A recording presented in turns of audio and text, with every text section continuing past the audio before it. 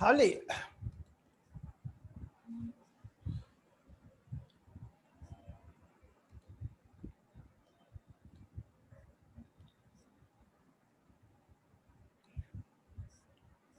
তাহলে দেখো এবার তোমরা শুনতে পাচ্ছ তো আজকে তাহলে এবার আমরা যে টপিকটা ডিসকাস করব সেটা ভেরি ইম্পর্টেন্ট, সেটাকে আমরা ভাইরাস, ভিরয়েডস অ্যান্ড প্রায়ন্স অ্যান্ড লাইকেন্স, এই কয়েকটা টপিকের ওপর তোমাদের একটু আজকে আরেকটু ডিসকাস করি।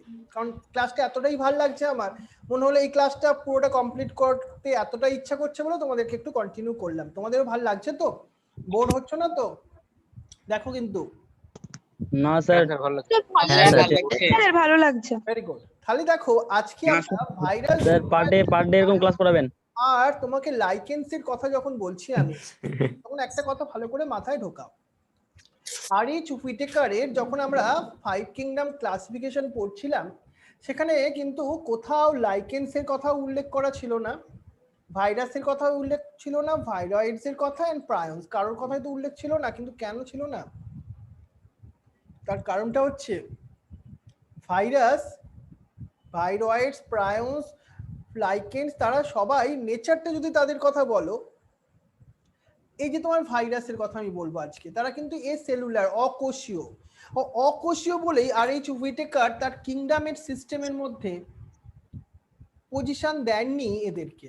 তাহলে এদের সম্বন্ধে তো একটু ডিসকাস করতেই হবে, এরা একটু তো রেগে যাবে আমাদের ওপর, তাই না? তাহলে চলো এদের সম্বন্ধে আমরা একটুখানি দেখে নিই এনআইটি মেডিকেলে কেমন ধরনের কোশ্চেন আমাদের ক্ষেত্রে আসছে। তাহলে পরের পেজে যাই আমরা। All of us who have suffered the ill affect the common cold like flu. তোমরা ঠান্ডা লাগা বা ফ্লুতে তো অনেক, আমরা কেন সবাই ভুগেছি।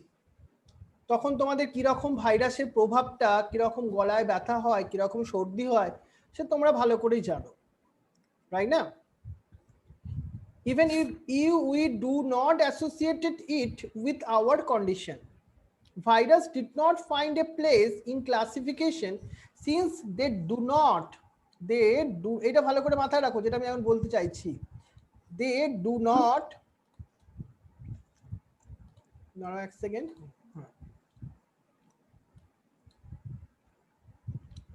they do not consider truly living. তাদের তুমি প্রকৃত অর্থে না ভাইরাসকে সজীব বলে ব্যাখ্যা দিতে পারো না। কেন বলো তো? বিকজ আমরা সজীব বস্তু বা লিভিং থিংস কাদের বলি? যাদের মধ্যে সেল থাকে। ভাইরাসের মধ্যে তো সেলই থাকে না, তাই তুমি তাদের লিভিং বলবে কি করে? তাহলে ভাইরাস কি ধরনের? ভাইরাস নন সেলুলার, অকোষীয়। আর ভাইরাস কি জানো তো? ভাইরাসের একটা বৈশিষ্ট্য মাথায় রাখো, এটা থেকে তুমি ক্রিস্টালে কনভার্সন করতে পারো। ক্রিস্টালে কনভার্সন করতে পারো তুমি এদেরকে, কিন্তু এটা মাথায় রাখো ভালো করে।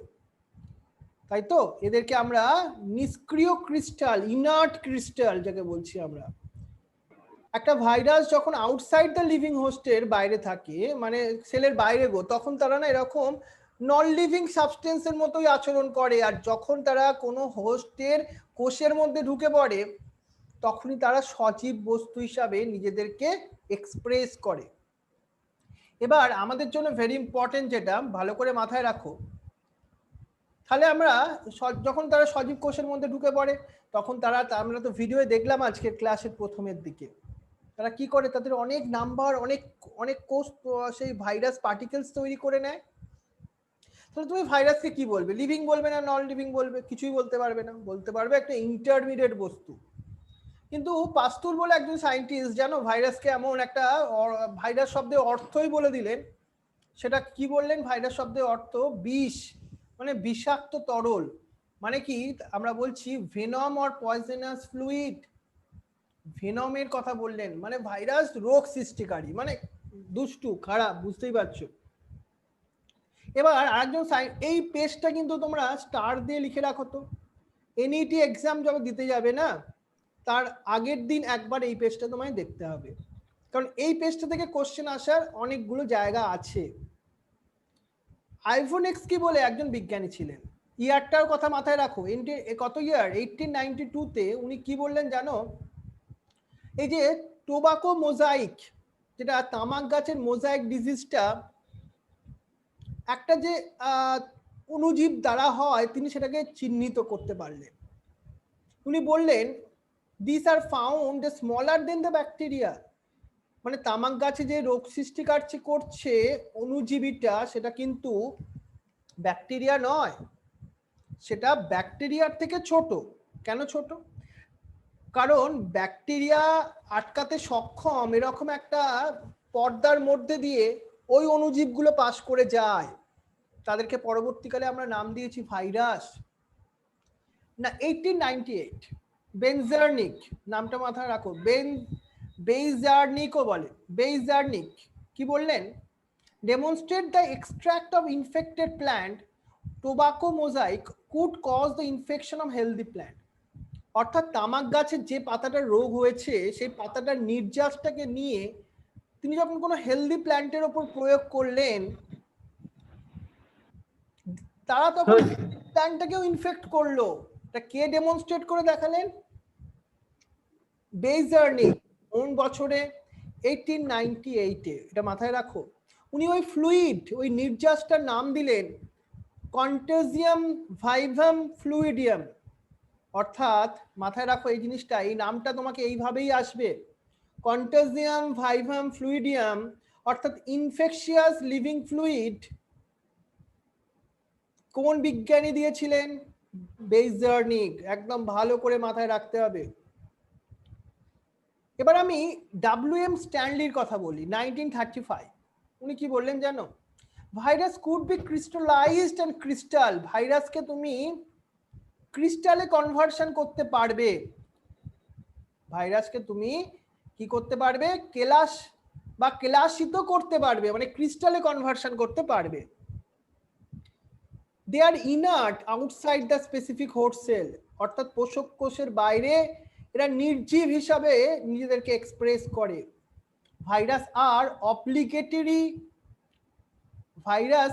অব্লিগেটরি ডিজিজ করে, মানে ওরা সব সময়ই ডিজিজ করবে। অব্লিগেটরি প্যারাসাইট মানে সব সময় ডিজিজ করে। ভাইরাস আলটিমেটলি তাদের বাধ্যতামূলক পরজীবী তো বললাম। ভাইরাসের গঠনটা নিয়ে তোমাকে বলি, ভাইরাস কি দিয়ে তৈরি? In addition to protein virus also contain the genetic material, অর্থাৎ তাদের প্রোটিন ছাড়াও না তাদের জেনেটিক বস্তু থাকে। কিন্তু কি জেনেটিক বস্তু?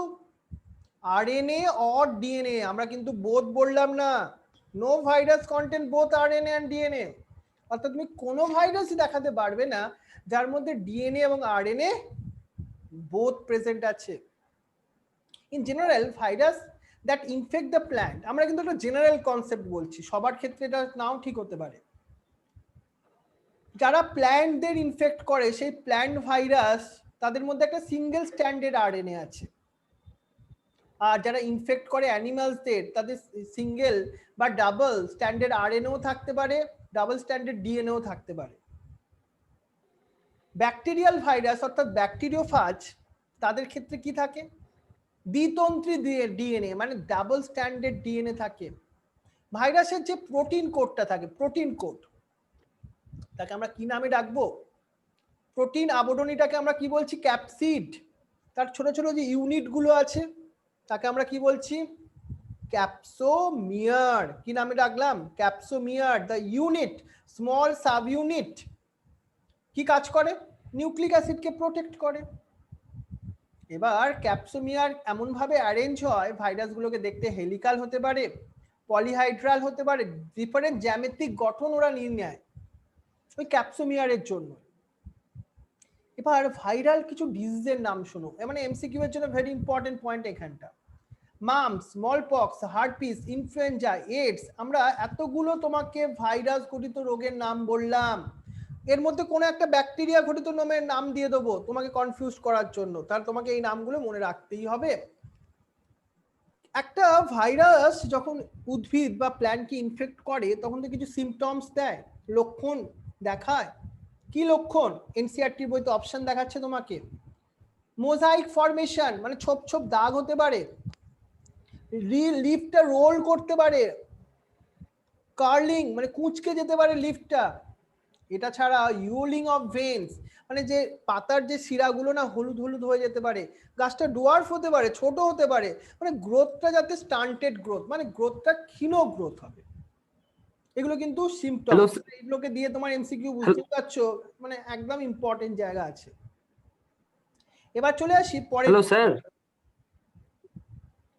সেটা হচ্ছে ভিরুয়াইডস এর কথা। Hello sir, 1971 টি.ও.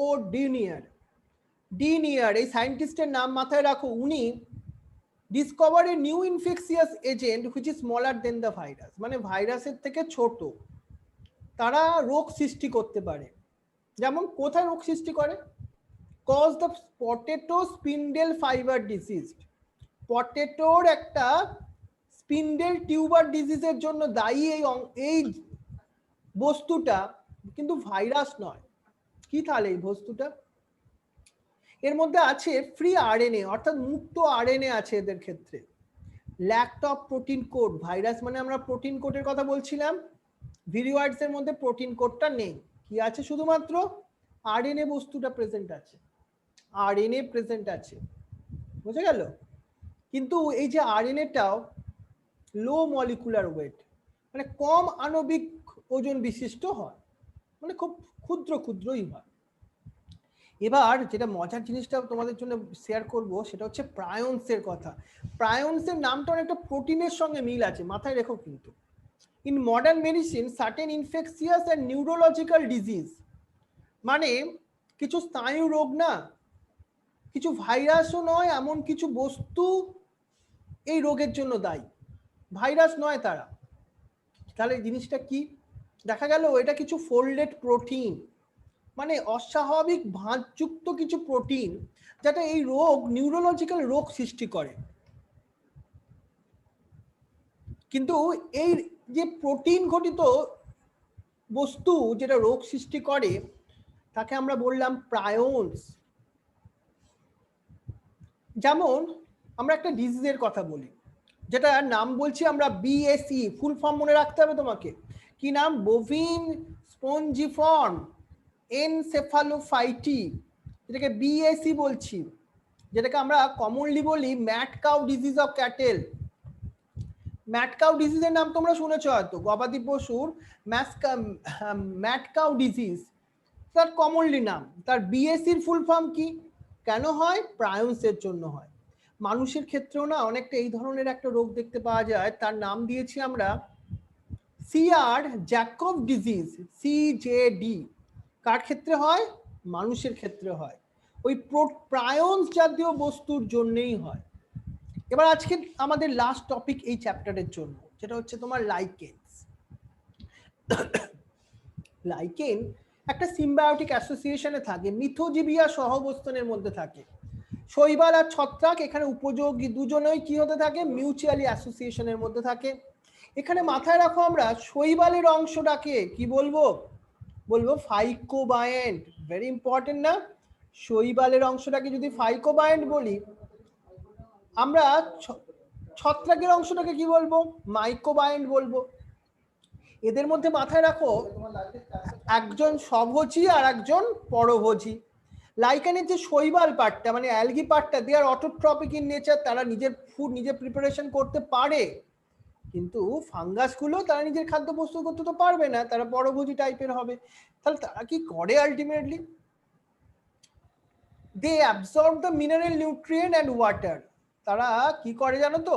ওই শৈবালের জন্য মিনারেল নিউট্রিয়েন্ট, জল, এইগুলোকে যোগান দেয়। মানে দুজনেই, একজন খাদ্য দিচ্ছে, একজন জলের যোগান দিচ্ছে, দুজনেই বেনিফিটেড হচ্ছে। তাদের এই নিবিড় যে সম্পর্ক, এটা ভেরি ইম্পর্টেন্ট। এটাকে আমরা কি বললাম? Symbiotic association. এটাকে লাইকেন্সের কথা বললাম। তাহলে লাইকেন্স ইকুয়াল টু কি হলো? Algae plus fungi. আর একটা জিনিস মাথায় রাখো, লাস্ট পয়েন্ট এই চ্যাপ্টারের জন্য, lichens are very good pollution indicator.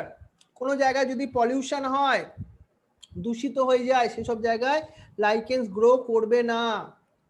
তাহলে লাইকেন্স পলিউশন ইন্ডিকেটর হিসেবে কাজ করে, মানে এমসিকিউ এর একদম খুব ভালো জায়গা এটা। তাহলে এটা দিয়েই আমাদের শেষ হচ্ছে এই চ্যাপ্টারটা। আমার মনে হয় আজকের ক্লাসটা তোমাদের সবার ভালো লেগেছে। আর আজকেই তোমরা এনসিইআরটির বইটা একবার রিড করবে, এই নোটটাও আমরা তোমাকে পাঠিয়ে দেবো। তোমাদের জুম অ্যাপসের যে হোয়াটসঅ্যাপ গ্রুপ আছে সেখানে তোমরা এটা ভালো করে পড়লে তোমাদের প্রত্যেকটা প্যারাগ্রাফ যেন প্রত্যেকটা লাইন ভালো করে তৈরি হবে। আমার মনে হয় তোমার আর কোনো ডাউটস থাকা উচিত নয়, তাই তো? তাহলে আজকে আমাদের এই ক্লাসটা এতখানি। তোমাদের সবাইকে ভিডিওটা থ্যাংক ইউ আপলোড করবেন স্যার। আর ভালো থেকো, সাবধানে স্যার বাই, টেক কেয়ার। আর মন দিয়ে কিন্তু পড়াশোনাটা করতেই হবে। Thank you.